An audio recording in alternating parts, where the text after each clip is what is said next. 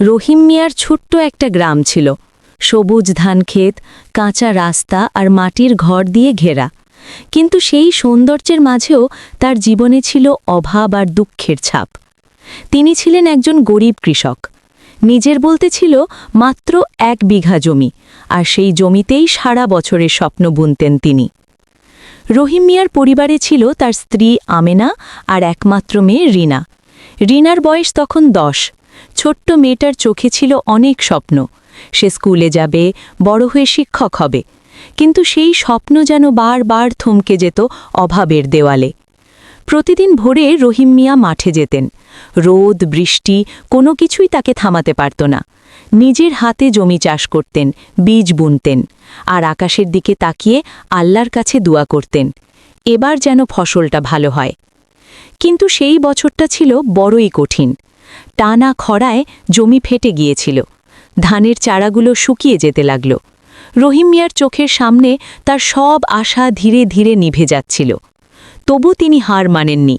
প্রতিদিন মাঠে গিয়ে গাছগুলোতে পানি দিতেন, যেন কোনোভাবে বাঁচানো যায়।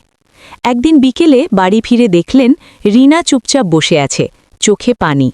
রহিম মিয়া কাছে গিয়ে জিজ্ঞেস করলেন, কি হয়েছে মা? রিনা মাথা নিচু করে বলল, বাবা, আজ স্কুলে স্যার বলেছে যদি আগামীকাল ফি না দেই তাহলে আর ক্লাসে বসতে পারব না। কথাটা শুনে রহিম মিয়ার বুকটা কেঁপে উঠল। তার কাছে তখন 1 টাকাও নেই। তিনি চুপ করে গেলেন, মেয়ের চোখের দিকে তাকাতে পারছিলেন না। সেই রাতে তিনি ঠিক করলেন নিজের শেষ সম্বল, একটা গরু, যেটা দিয়ে তিনি চাষ করতেন, সেটা বিক্রি করবেন। পরদিন সকালে গরুটাকে নিয়ে বাজারে গেলেন, চোখে পানি নিয়ে গরুটাকে বিক্রি করলেন। সেই টাকা দিয়ে রিনার স্কুলের ফি দিলেন আর কিছু চাল ডাল কিনে বাড়ি ফিরলেন।